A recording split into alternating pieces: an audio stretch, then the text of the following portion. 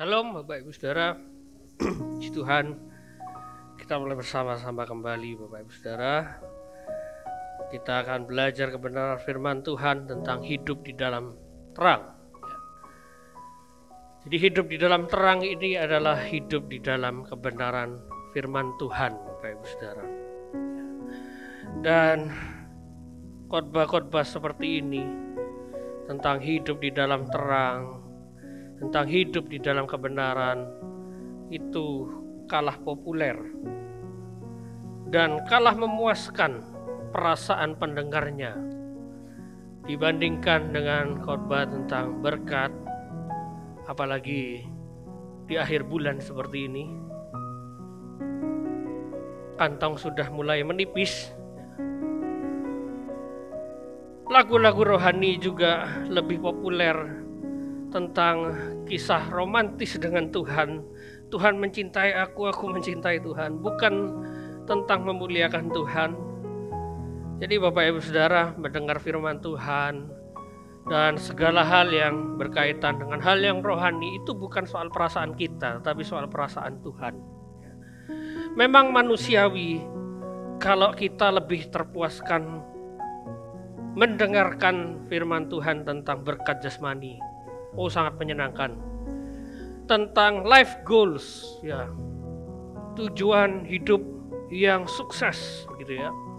Lalu khotbah tentang motivasi dan lain sebagainya. Karena orang tidak suka kesalahannya ditelanjangi, Bapak Ibu Saudara.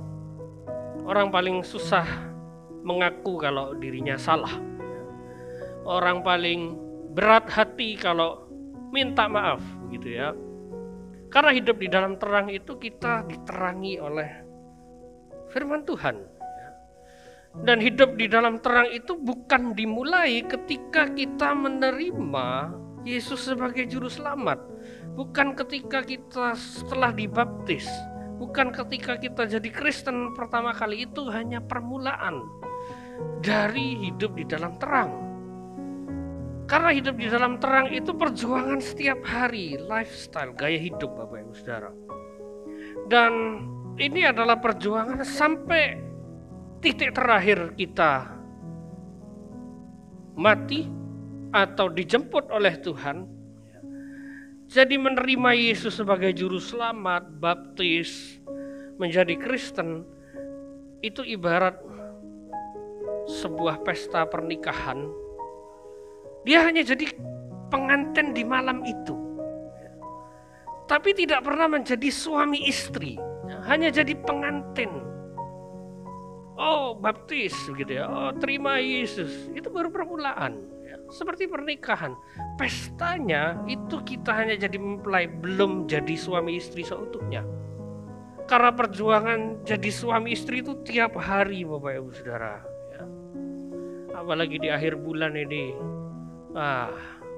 diujilah ya, namanya bahtera rumah tangga, bensinnya mulai habis gitu ya. Jadi Bapak Ibu Saudara, hidup di dalam terang itu bukan sekedar mengikuti aktivitas kekristenan. Ya ikut ibadah, ya ikut baptis, ikut dan lain sebagainya, acara di gereja. Tapi hidup di dalam terang itu menjadi Kristen yang sesungguhnya. Apa itu menjadi Kristen yang sesungguhnya? Bringing the word to the light, bringing the light to the world. Membawa dunia kepada terang. Artinya kita menjadi saksi Kristus, menjangkau jiwa, lalu membawa terang kepada dunia. Itu artinya kita menyebarkan nilai kerajaan Allah lewat kehidupan kita. Itu Kristen Bapak Ibu Saudara. Bukan kita bawa masalah kepada Tuhan, lalu balik dari Tuhan kita bawa berkat Bapak Ibu Saudara. No, bukan semiskin itu dunia kekristenan. Tapi jauh lebih daripada itu adalah menjangkau jiwa dan memberi dampak, menjadi garam, menjadi terang bagi dunia. Tapi kenyataannya ada banyak orang tidak paham tentang menjadi Kristen. Kiranya jadi Kristen itu enak, begitu ya. Dijadi Kristen itu menyenangkan. Jadi Kristen itu orangnya jadi berduit begitu ya. Penilaian orang begitu Bapak Ibu Saudara. Enggak begitu ya. Jadi Kristen itu sangkal diri pikul salib. Ya. Tapi kenyataannya orang tidak mengerti menjadi Kristen itu apa yang dia kejar di dalam menghidupi yang namanya kehidupan Kristen. Jadi orang banyak keliru apa yang dia kejar. Ya. Dipikirnya, menjadi Kristen itu sebuah harta yang terpendam. Karena Yesus jadi miskin maka aku jadi kaya, begitu ya. Padahal tidak semua harta terpendam itu adalah silver and gold. Not every treasure is silver and gold. Tidak semua harta karun itu berupa perak dan emas, Bapak Ibu Saudara. Tapi jauh lebih daripada itu. Ya. Firman Tuhan mencatat dalam Mazmur 19, hukum-hukum Tuhan itu benar, adil semuanya, lebih indah daripada emas. Bahkan daripada banyak emas tua. Saya kadang-kadang agak tidak setuju dengan satu lagu gitu ya. Ada lagu yang bunyinya begini, emas, perak, dan permata tiada artinya begitu ya. Tapi dikasih emas dan perak melek matanya Bapak Ibu Saudara. Tangannya kalau bisa terima begitu kan. Iya toh. Siapa yang tidak mau begitu kan. Emas dan perak tiada artinya begitu ya. Itu lagunya kalau dipotong ya rusak begini Bapak Ibu Saudara. Emas dan perak ada artinya begitu ya. Tapi Tuhan jauh lebih berarti gitu ya. Nah, orang kadang menjadi Kristen lebih mengejar sesuatu yang fana, sesuatu yang tidak tahu apa yang mereka kejar begitu ya. Mereka cari keuntungan di sana, mereka cari berkat di sana, bahkan banyak gereja-gereja dinilai, wah ini bangun gereja itu enak begitu ya. Suatu bisnis yang menguntungkan karena tidak harus bayar pajak Bapak Ibu Saudara. Di kota-kota besar banyak seperti itu. Tapi firman Tuhan bilang apa? Lebih baik melihat saja daripada menuruti hawa nafsu. Ini pun kesia-siaan dan usaha menjaring angin. Jadi kalau kita kejar sesuatu yang salah di dalam kekristenan, artinya kita menuruti hawa nafsu kita, maka kita sama kayak menjaring angin. Bapak Ibu pernah jaring angin? Tidak ada gunanya. Sia-sia gitu ya. Apalagi mengejar dunia di dalam kekristenan. Masuk Kristen supaya diberkati, masuk Kristen supaya ditolong, masuk Kristen supaya sembuh, masuk Kristen supaya mengalami mujizat ini dan itu. Betapa miskinnya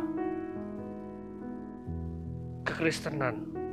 Karena itu seperti orang mengejar dunia di dalam kekristenan. Wow, miskin sekali dunia Kristen kalau hanya itu saja.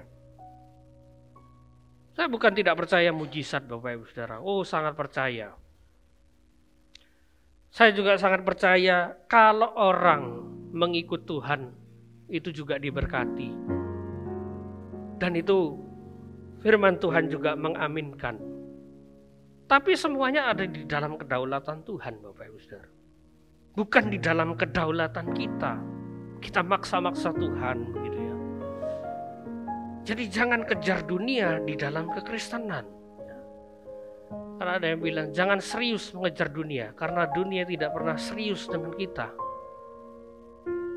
Dunia ini tidak pernah serius sama kita Bapak Ibu Saudara. Kita kejar uang sampai mati-matian, ketika sakit uang tidak bisa tolong. Banyak kasus Bapak Ibu Saudara, waktu COVID ada banyak orang-orang kaya yang saya kenal Bapak Ibu, saya tahu habis banyak Bapak Ibu Saudara untuk menyembuhkan COVID-nya. Satu kali suntik bisa 12-15 juta. Mati juga. Uang tidak bisa tolong. Gitu ya. Jadi jangan kejar dunia di dalam kekristenan, gitu ya. Apalagi kita asik di dalamnya, gitu ya. Saya temukan gambar yang begitu menggelitik gitu ya. Lagi asik ngejar dunia, malah meninggal Bapak Ibu Saudara. Wow. Betapa menyedihkannya begitu ya. Lagi asik ngejar dunia, malah meninggal Bapak Ibu Saudara. Manusia pikir kita punya waktu, begitu ya. Kita pikir kita punya waktu panjang. Jadi jangan sampai kita tidak tahu apa yang kita kejar di dunia ini. Apa yang kita cari Bapak Ibu Saudara di dunia ini? Apa yang kita kejar dengan kita jadi Kristen, jadi pengikutnya Kristus? Jangan sampai kita tidak mengerti yang namanya value-nya, nilainya dari yang namanya firman Tuhan. Karena firman Tuhan itu segala-galanya di dalam dunia kekristenan. Termasuk Yesus itu sendiri. Yesus adalah firman Tuhan, gitu ya. Nah, di dalam firman Tuhan kita tidak usah baca, Bapak Ibu baca di rumah sendiri. Ayatnya ada di 2 Raja-Raja 22 dan 2 Tawarikh 34. Ada cerita yang unik sekali Bapak Ibu Saudara. Ini dikisahkan seorang raja bernama Yosia. Jadi raja umur 8 tahun. Aduh, masih anak-anak Bapak Ibu Saudara. Jadi raja begitu ya. Tapi kisah ini begitu ajaib. Bukan kisah tentang jadi rajanya di usia 8 tahun, itu kan yang terkenal. Tapi kisah ini begitu menarik Bapak Ibu Saudara. Waktu Yosia ini jadi raja, dia itu mau bangun bait Allah. Gitu ya. Lalu dia memerintahkan panitera itu ibarat sekretaris begitu ya. Jadi ini ada raja, ada sekretaris, ada bendahara. Ceritanya ada 3 orang ini. Raja Yosia memerintahkan ke sekretarisnya, sekretaris, kamu ambil uang, kasih ke imam besar Hilkia untuk bangun bait suci, gitu ya.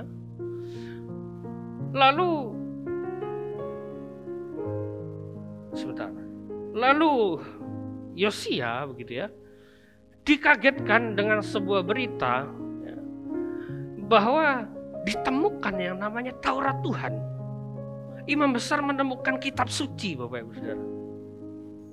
Yosia kaget, kenapa ini? Aku suruh bangun bait suci, tapi kenapa menemukan kitab suci? Ini suatu peristiwa yang kayaknya tidak nyambung Bapak Ibu Saudara.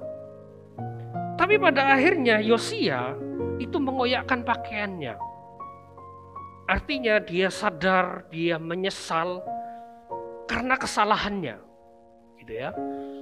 Memang di ayat-ayat yang atas itu dikatakan Yosia itu percaya dengan pekerja-pekerjanya.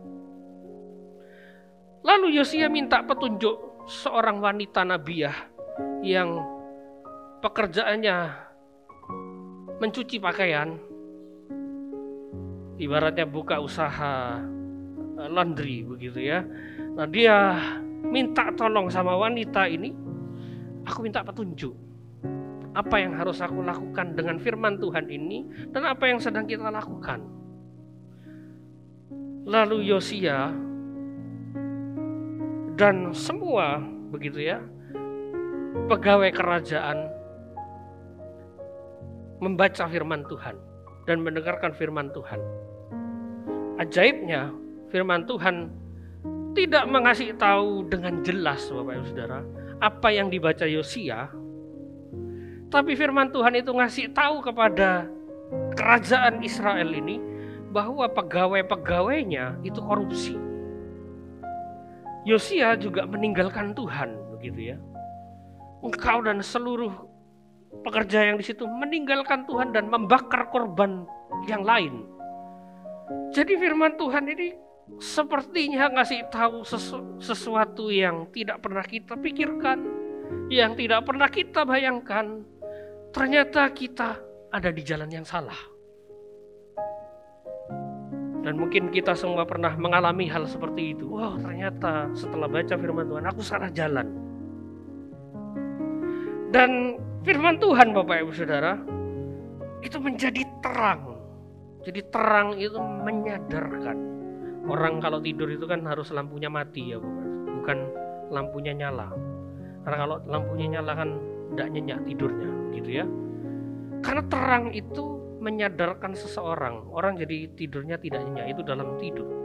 Nah, di dalam dunia rohani juga sama, terang itu menyadarkan kita semua kelihatan, ditelanjangi kesalahannya, ketahuan apa yang salah di dalam kehidupan. Jangan-jangan kita salah jalan. Jadi firman Tuhan itu terang sejati itu seperti sebuah GPS, Bapak Ibu Saudara. Tahu ya GPS? Peta untuk mengarahkan jalan. Kita mau kemana, kita pakai GPS supaya tidak salah jalan, begitu ya. Nah, di dalam sejarah umat manusia, Allah itu pernah jadi GPS dalam bentuk tiang awan dan tiang api. Kita tidak usah baca kisahnya, tentu kita semua ngerti. Tiang awan, tiang api. Kalau tidak ngerti, Bapak Ibu Saudara, habis ibadah ini ikut sekolah minggu. Habis ini ada sekolah minggu. Supaya kita ngerti ceritanya tiang awan, tiang api, begitu ya. Nah, ini sebuah GPS, Bapak Ibu Saudara. Buat orang Israel ketika orang Israel keluar dari Mesir menuju tanah Kanaan. Dia ngasih tahu harus lewat sini, harus lewat sini, harus lewat sini. Ya. Nah, di dalam ayatnya Bilangan 9 ayat 19, di sini dikatakan apabila awan itu lama tinggal di atas kemah suci, orang Israel memelihara kewajibannya, artinya mereka diam di situ, mereka punya kewajiban yang harus mereka lakukan. Menjalani kehidupan, lalu beribadah sesuai tata caranya Tuhan di dalam kitab imamat. Lalu di ayat 20 dibilang, ada kalanya awan itu hanya tinggal beberapa hari di atas kemah suci.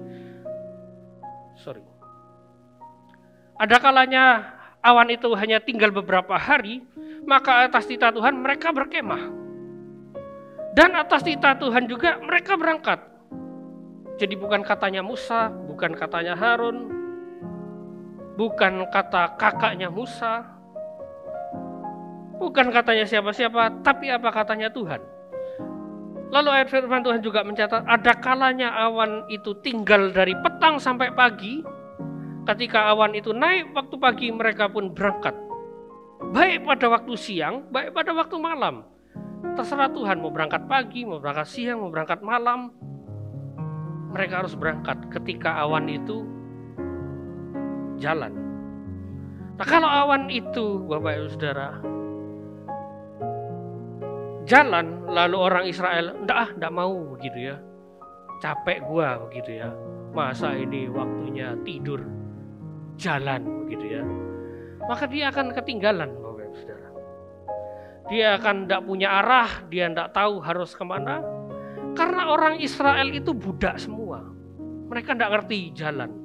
Yang tahu jalan hanya Musa. Musa sangat cerdas, sangat pintar.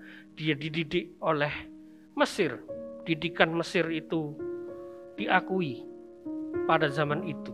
Karena Mesir sebagai pusat peradaban dunia waktu itu, Bapak Ibu Saudara. Musa tidak mungkin tidak tahu. Dia tulis kisah Yusuf yang pernah ke Kanaan, pasti dia tahu jalannya. Nah, orang Israel tidak ngerti apa-apa, Bapak Ibu Saudara. Jadi tiang awan, tiang api itu adalah GPS umat manusia yang adalah terang sejati. Kita enak bacanya, Bapak Ibu Saudara. Oh, orang Israel dipimpin tiang awan, tiang api. Keren ya, gitu ya. Apalagi waktu sore, awan berubah jadi api. Wow, gitu ya. Keren, ada di sosial media itu yang mencoba menganimasikan. Wow, bagus Bapak Ibu Saudara. Lalu dari malam ke pagi berubah jadi awan. Wow, bagus gitu ya. Hebat. Tapi kita tidak pernah mikir gimana rasanya jadi kayak mereka. Oh, sulit. Lagi enak-enak tidur. Bangun, jalan. Wah. Itu nyiksa, Bapak Ibu Saudara. Ibu-ibu yang lagi ganti popok anaknya, jalan, wah. Belum lagi bawa ternak, kambingku lepas, wah, harus ku kejar ini. Bayangkan betapa rumitnya mereka mengikuti yang namanya tiang awan, tiang api. Wah, itu lebih rumit lagi kalau di keadaan kita di padang gurun. Lagi bangun tenda asik-asik. Lo jalan. Makan belum selesai, lo jalan. Mau gimana? Lapar Tuhan, jalan, bilang jalan. Nggak bisa ndak.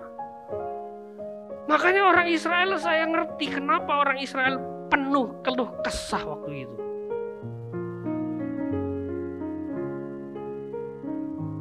Bayangkan jadi mereka, Bapak Ibu Saudara.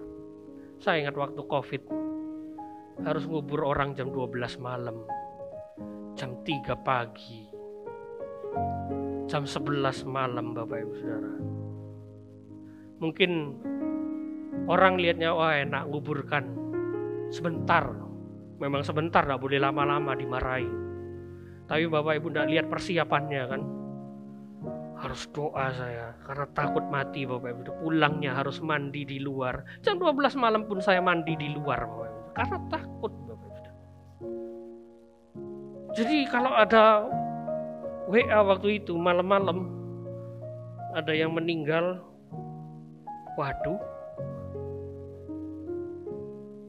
mau gimana? Nggak berangkat, orang mati tidak bisa menguburkan orang mati Bapak Ibu. Nggak enak Bapak Ibu Saudara.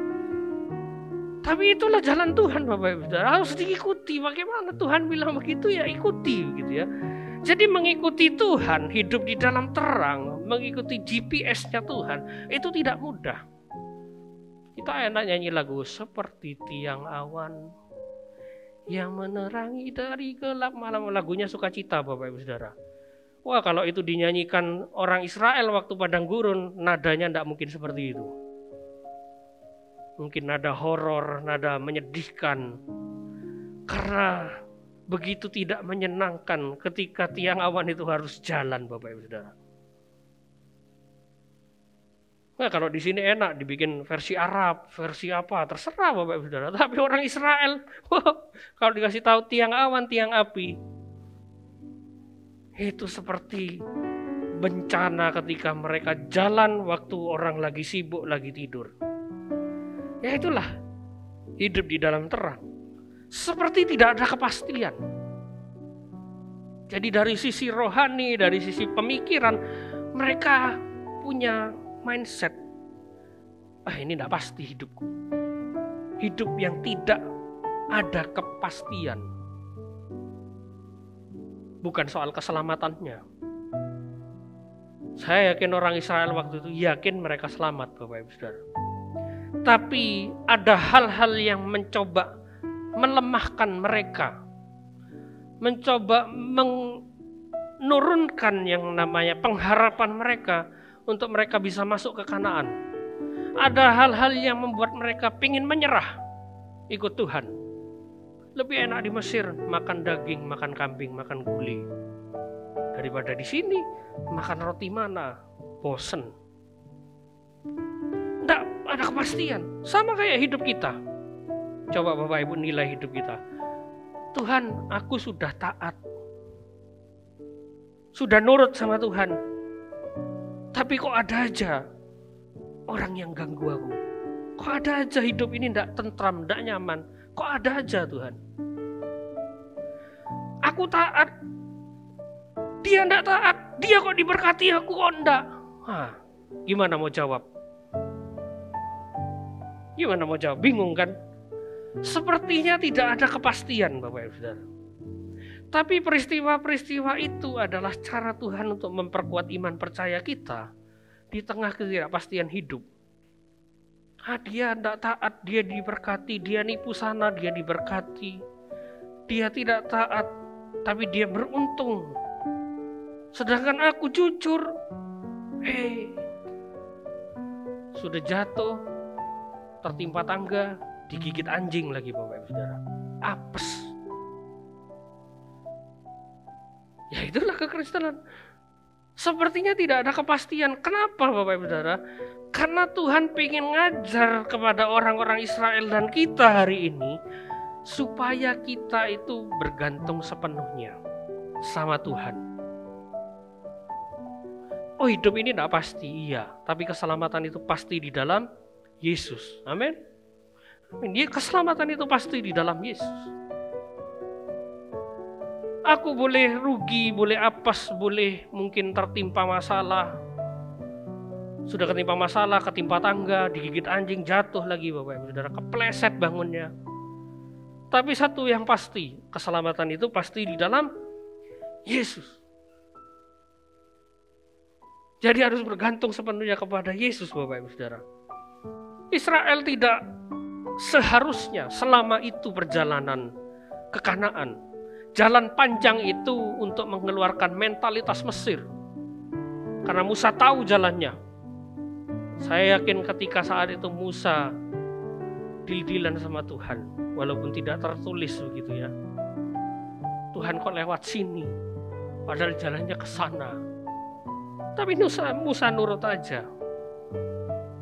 Bukan tanpa alasan Musa ada di Gunung Sinai 40 hari 40 malam. Oh itu bukan cuma sekedar naik gunung.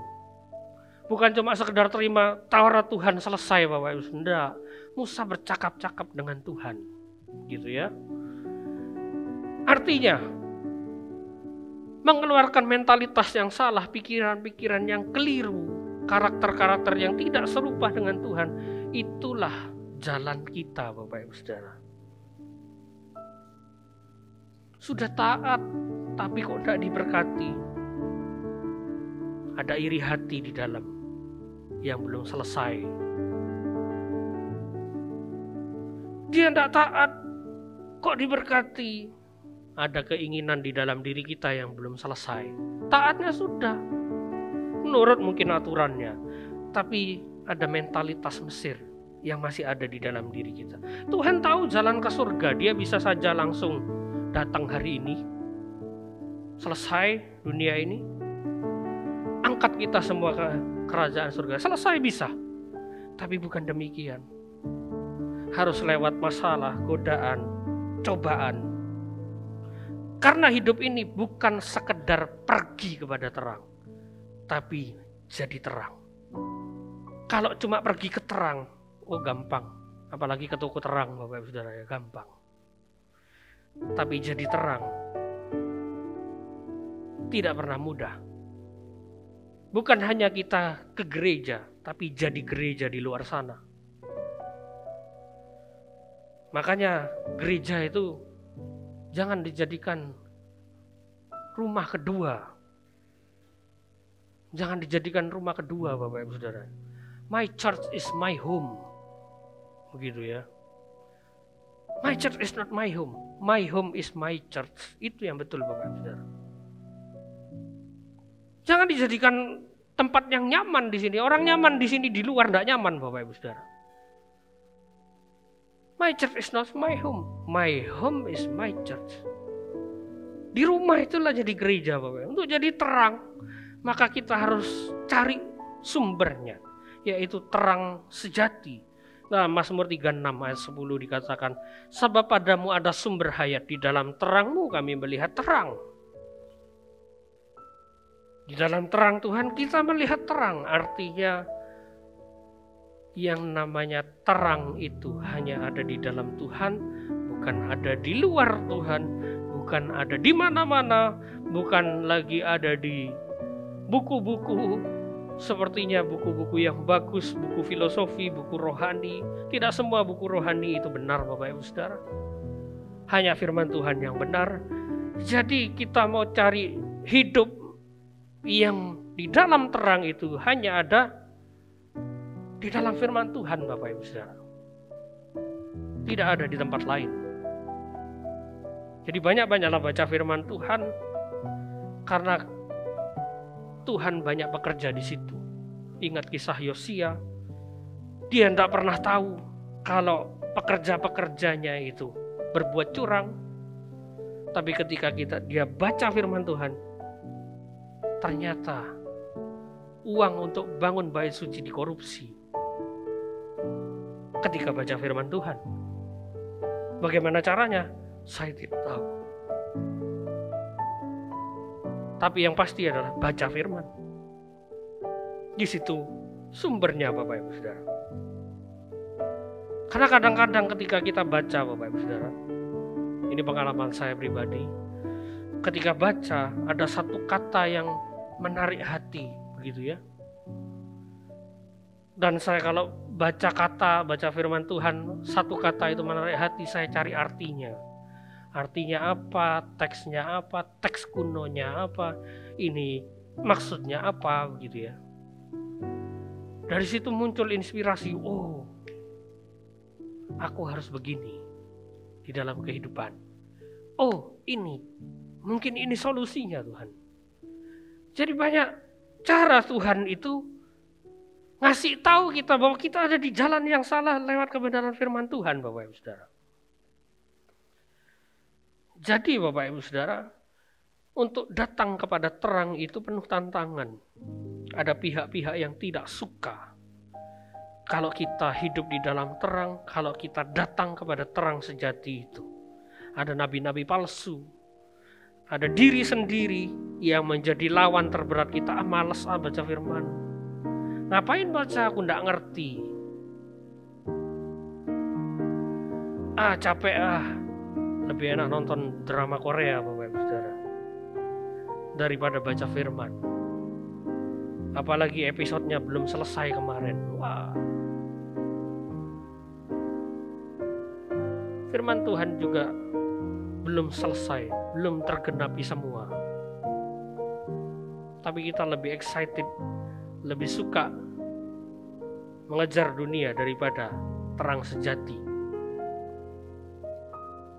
Padahal kalau kita hidup di dalam terang hari ini, Bapak Ibu Saudara, kita itu sedang latihan. Kita sedang latihan. Karena firman Tuhan bilang begini, ini di Yerusalem baru, dan kota itu tidak memerlukan matahari dan bulan untuk menyinari, sebab kemuliaan Allah menerangi dan anak domba itu lampunya. Ini bukan berarti Tuhan Yesus jadi lampu Philips. Tiba-tiba kepalanya terang begitu, Bapak Ibu Saudara. Wah, lihat Tuhan kayak lihat toko elektro, Bapak Ibu Saudara. Bukan itu maknanya. Tapi maknanya adalah tidak ada yang tersembunyi di mata Tuhan. Di Yerusalem baru, di kerajaan surga, tidak ada yang tersembunyi. Kalau sekarang mah enak, kita bisa sembunyi-sembunyi, kita bisa orang lain tidak tahu, kita punya privacy begitu ya. Tapi hidup di dalam terang itu tidak nyaman, kita terekspos, seperti tidak punya privacy, seperti dimata-matai, dan sebenarnya kita sedang mengalami itu. Lihat di Lebanon apa yang terjadi, pager meledak, walkie-talkie meledak. Ulah siapa, Bapak Ibu Saudara? Ulah Israel kan. Sayangnya dia diem begitu ya. Memang pinter dia itu. Bayangin, pager itu teknologi tahun berapa? Pager, Bapak Ibu tahu pager? Tahu ya pagernya? Itu teknologi kuno, walkie-talkie mainannya anak-anak, Bapak Ibu Saudara. Halo gitu, Kijang 1, mainannya anak-anak. Bayangin, bisa disadap. Apalagi ini, Bapak Ibu Saudara. Jadi jangan bilang kita punya privacy. No, omong kosong. Nggak ada privacy di sini, Bapak Ibu Saudara. Nggak punya privacy kita. Mana ada privacy? Nggak ada, Bapak Ibu Saudara. Orang di belakang itu mereka tahu apa yang kita lakukan di sini.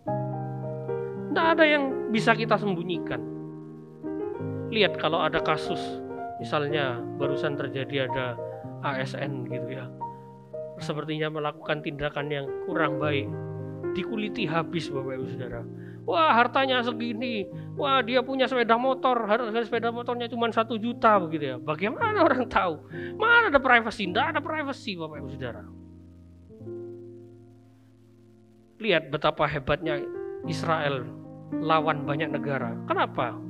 Karena dia tahu privasinya banyak orang. Pejabat tinggi di satu negara Dia tahu masalahnya apa, dia tahu dosa-dosanya apa. Dia datang ke pejabat itu, aku tahu dosamu. Kamu mau tolong aku atau mau tak ungkap ini? Pilih mana? Lebih baik dia tolong Israel, Bapak Ibu, daripada dosanya terungkap. Jadi ini kayak latihan, Bapak Ibu Saudara. Dari peristiwa-peristiwa yang terjadi, kita itu lagi lihat bahwa kita itu dituntun atau sedikit dipaksa Tuhan. Ayo hidup di dalam terang. Selagi hari masih siang, sekarang ini masih siang Bapak Ibu Saudara. Walaupun sudah menjelang sore sekarang ini, sudah sangat-sangat dekat kedatangannya. Sangat-sangat dekat Bapak Ibu Saudara. Tidak jauh, tidak lama lagi dia akan datang. Nah Bapak Ibu Saudara, di dalam Mazmur 99 ayat 7 juga mengkonfirmasi bahwa ayat ini bilang, dalam tiang awan ia berbicara kepada mereka, mereka telah berpegang pada peringatan-peringatannya dan ketetapan-ketetapan yang diberikannya kepada mereka. Ada yang aneh di ayat ini. Mana tiang api? Tidak ada tiang api. Hanya ada tiang awan. Kemana apinya? Gitu ya. Kok tidak ada apinya? Kenapa? Awan itu identik dengan apa? Hari masih siang. Malam-malam tidak kelihatan awan Bapak Ibu Saudara. Yang kelihatan hanya bulan, bintang, dan tempat tidur. Dan HP di mata kita. Untuk nonton film sebelum kita tidur ya. Nah, kenapa hanya tiang awan bukan tiang api? Tidak ada tiang api di sini. Karena orang lihat awan di siang hari itu biasa dan ada banyak awan di siang hari. Kalau tiang api orang Israel ya lihat cuma satu itu malam, tidak ada api yang lain Bapak Ibu Saudara. Apalagi api sebesar itu, tidak mungkin ada. Kalau siang lihat awan banyak orang Israel mungkin itu awannya bagus, itu awannya unik gitu ya. Yang punya Tuhan mungkin aneh sendiri begitu ya bentuknya. Jadi artinya apa? Ayat ini bicara bahwa hari itu masih siang. Dan ketika hari masih siang, manusia itu sedang yang namanya ada satu fase yang namanya kebodohan. Tidak menyadari kehadiran Allah waktu siang. Mereka sibuk kejar dunia. Mereka tidak mau cari Tuhan. Jadi ayat ini berbicara banyak hal Bapak Ibu Saudara. Tentang kebodohan manusia mengejar dunia. Mereka tidak cari awan yang sejati. Mereka cari awan yang lain. Yang lebih menyenangkan. Ikut Tuhan kok jalannya jurang, kok padang gurun, kering, tidak ada air. Wah awan itu indah, bentuknya hati berbunga-bunga gitu ya. Kayaknya lebih enak di situ, apalagi ada taman di situ. Keadaan dunia ini hari ini masih begitu Bapak Ibu Saudara. Sibuk kejar dunia, tidak kejar Tuhan, karena hari masih siang. Orang biasa lihat Tuhan di mana-mana. Tuhan menurut mereka sendiri. Jadi apa solusinya bagi kita? Berserulah kepada Tuhan selagi hari masih siang. Sebelum hari jadi malam. Artinya sosok antikristus itu akan muncul. Itulah hari menjadi malam Bapak Ibu Saudara. Kita tidak bisa lagi melakukan banyak hal dengan begitu bebas. Selagi hari masih siang. Cari Tuhan. Cari Tuhan. Jangan malah kita siang kejar awan yang lain. Terus malam, loh kok tidak berubah jadi tiang api. Ternyata itu awan yang lain. Ternyata kita sedang kejar dunia. Baru malam baru tahu. Oh iya. Ternyata aku salah jalan. Matius 7 ayat 21 bilang, bukan setiap orang yang berseru kepadaku Tuhan, Tuhan akan masuk dalam kerajaan sorga, melainkan dia yang melakukan kehendak Bapakku yang di surga. Ayat berikutnya, pada hari terakhir banyak orang akan berseru kepadaku, Tuhan, Tuhan, bukankah kami yang berbuat demi namamu dan mengusir setan demi namamu dan mengadakan banyak mujizat demi namamu? Ayat berikutnya bilang, pada waktu itulah aku akan berterus terang, aku tidak kenal engkau, karena engkau pembuat kejahatan, engkau sedang mengejar awan yang lain, bukan awan yang sejati, bukan tiang awan yang sejati. Nanti kalau sudah gelap, sudah malam, kita tidak bisa santai. Jadi hari-hari ini jangan terlalu sibuk dengan urusan pribadi, Bapak Ibu Saudara. Kita ketinggalan nanti. Kita tersesat dan tidak ada yang menolong. Wow, jangan sampai terjadi di tempat ini. Kita semua rindu kan berjumpa satu sama lain di kerajaan surga. Masa iya kepingin, biarinlah dia tiap kali ibadah tempat duduk yang aku pingin diduduki sama dia, begitu ya. Biar dia tidak usah duduk di kerajaan surga, begitu ya.